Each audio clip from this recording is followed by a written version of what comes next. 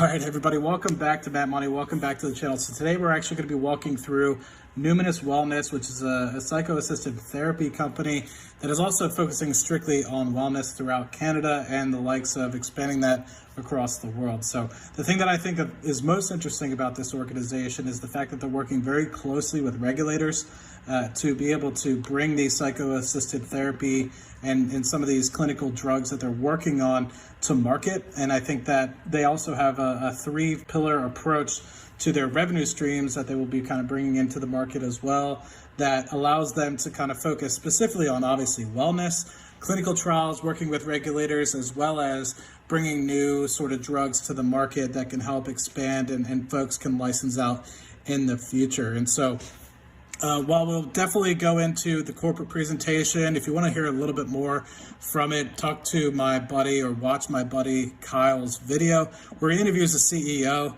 Peyton, of Numinus Wellness, and it's a great opportunity to kind of hear from him and his experience with what these psycho-assisted therapy drugs can truly do in order to help alleviate things like anxiety, depression, addiction, and a lot of other things that are really, truly plaguing the world right now, specifically in the pandemic that we're kind of seeing. So specifically talking about Numinus, I think that it's a good opportunity because you think about it, it's truly focusing on, and the purpose of the organization is truly looking at the wellness of customers, right? So it's not necessarily just thinking about psychedelic therapies, but it's truly rooted in the fact that they just want people to live healthy and well lives. And so I think the thing I definitely want to approach first, so there's a lot of great information within this corporate presentation, but I think that the thing that I truly enjoyed most is, one, the market opportunity is very extravagant in terms of what the potential for this sort of therapies can be. But I like the fact that they have a very integrated business model that truly can basically hit every sort of corner of the market. They have an R&D sector, they have a health sector, which is focusing specifically on clinics and making sure that people are extremely well and as well as they can be. And they obviously have the bioscience place where they're working with Health Canada and trying to license out some of the material from that as well. So specifically jumping right into those, really just getting into the nitty-gritty about what each of those really is. And so the bioscience is really working on the intellectual property methods, working with Health Canada and truly trying to use the scientific expertise and cutting edge technology. So this requires a lot of lab work, requires a lot of work with regulators and truly just understanding what's going on and how they can develop those partnerships further. Then you obviously have the R&D sector, so the place where they're actually diving deeper into investigating whether psilocybin or MDMA, ketamine, or some of these methamphetamine drugs are really useful to be able to alleviate some of the symptoms that people are in dire need of when it comes to mental health. And so I think that that's a relatively interesting space, and I think that we'll talk a little bit more specifically about the cash that they have on hand to develop this research and development kind of going forward. And then, of course, they have 4 health clinics, and Kyle and Peyton talked really well about this in their interview, specifically talking about the 4 health clinics that they have scattered throughout Canada at the moment, and they'll be continuing to open up more, where they're not just necessarily focusing on psychedelic-assisted therapies. They're focusing on just making sure that people are okay. They're focusing on telehealth, making sure that folks basically have programs set up, and if they want to include psycho-assisted therapies within that sort of regimen, they have the opportunity to go ahead and do that. And so specifically what I want to highlight is these are the 3 key revenue streams that they're going to be kind of acting on going into the future. And I think in terms of great things that are kind of happening, not only do they have the current revenue that's kind of happening at the moment, which is close to $1 billion in terms of revenue coming in, whether that's the work through that they're doing with the governments or whether that's through the wellness sites that they already have open. I think that they have also gone out to market and have a phenomenal amount of market interest in terms of being able to provide additional funding, whether that's through additional units or additional shares and warrants. Folks are obviously hugely into this space. It's not necessarily just Numinus, it's the entire psycho-assisted therapy space where people are just throwing money at it. They think the great opportunity is there. Touching more specifically on the bioscience piece of it, so they're working with Health Canada, I mentioned that a little bit, since 2012, so it's not anything really new. that they're really doing. But what I want to highlight specifically is they're working with Health Canada and doing the botanical extraction. So they are the first people to be successfully harvesting and extracting legally in Canada, not necessarily illegally, and bring that to market. And so that is basically going to be utilized to basically bring psilocybin and work with psilocybin and extract psilocybin for therapeutic research. So there obviously has IP associated with that, and due to that kind of contract that they have with Health Canada, they are then able to revenue generate from that. So with the Numinus being the first people to successfully harvest and extract psilocybin, they obviously are presenting themselves as a strong industry leader and growing those regulatory relationships in case they decide to move into other avenues, whether it's MDMA and other places that Health Canada is truly looking to continue to work in. It just goes to show the potential that you are seeing not only from a psilocybin perspective, but DMT and mescaline and MDMA as well. So I think that's relatively interesting, and the fact that they are the first to really be able to do that shows that they're obviously playing in a space that has a lot of interest, but also has a lot of barriers to entry, and a lot of folks will be rooting for companies like Numinus and Mindmed, as well as Compass Pathways, to succeed, because the possibilities and the benefits of these companies succeeding is almost endless.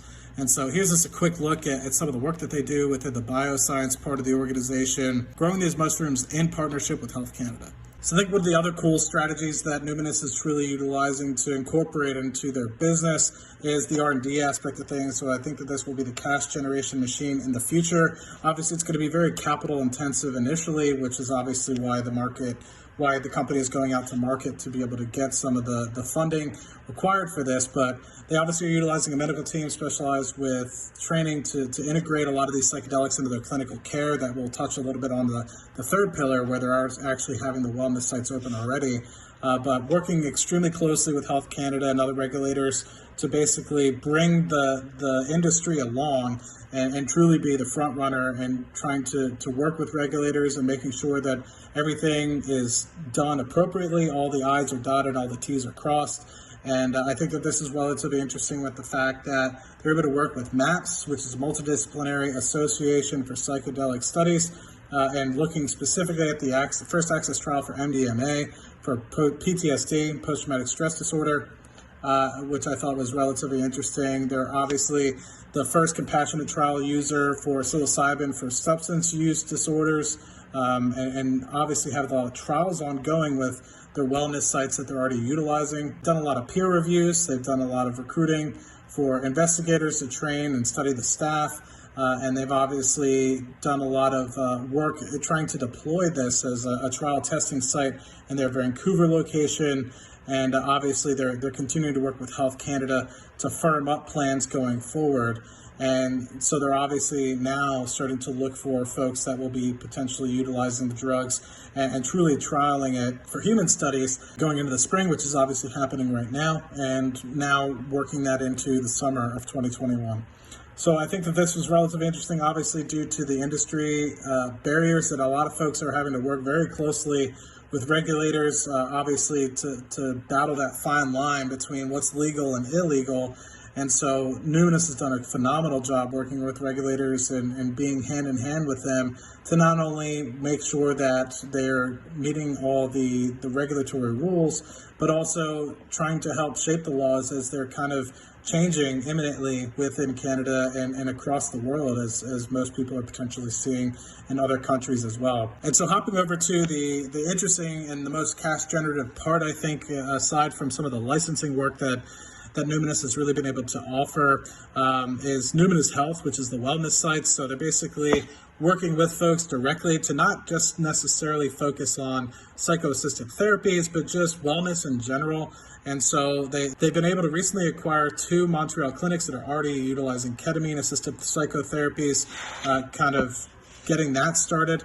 And we know that ketamine psycho-assisted therapies works because we've seen other companies like Johnson & Johnson be able to do those trials as well. They've also acquired a clinic in Vancouver to offer non-psychedelic treatments for Numinus trials that are continuing to be ongoing. And basically they're just trying to set up an opportunity to build out these sort of clinics that they could potentially utilize in the future for their R&D and drugs that they're kind of working directly with Health Canada to be able to do trials in the future. So with respect to their progress, they're trying to get a full range of psychedelic therapy programs, including psilocybin, ketamine, and MDMA, and they're working directly with MAPS to be able to get additional partner trainings throughout their clinics as well, and continuing to upgrade and specialize their staff kind of going forward. And so Numinus, I think, is truly hitting the ground running in this respect, where they're actually starting to just focus on long-term wellness, a lot of these patients. And if that ends up requiring psychedelic-assisted therapies, they have the opportunity to go ahead and do that. So one of the other key things that I just wanted to highlight is the actual closing of the $40 million deal that they had just done to be able to issue warrants and shares, or units in this particular case, to be able to attain an additional $35 or so million, and have the potential to offer and receive up to $40 million as a whole. That'll bring up their potential cash balance up to about $70 to $80 million, which will allow them to truly focus on some of the R&D. So being issued, which allows them to purchase these warrants and exercise them at $1.75 per warrant, and that's a pretty interesting thing going forward to allow them to be able to fund their research and development kind of going forward. For any of you guys that are also interested in potentially joining the Numinus Facebook page, feel free to go ahead and do that. There's also a Numinus stock investors group as well, if you guys are interested in the psychedelic-assisted therapies kind of going forward.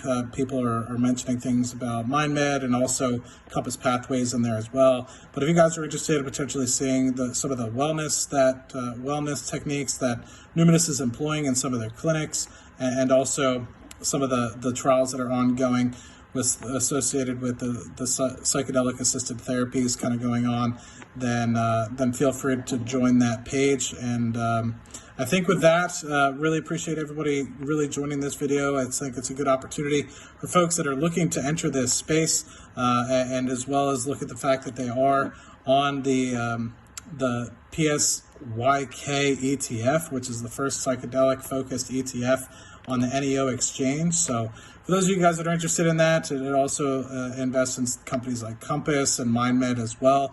If you're not looking to specifically focus on one company, have the opportunity to invest in a multitude of psychedelic-assisted therapy companies. So with that, I'll leave that to you guys. Make sure to check out Kyle's interview with the CEO. It's a good opportunity to potentially hear from him directly and his experience within the industry. So thanks, and I'll talk to you guys soon.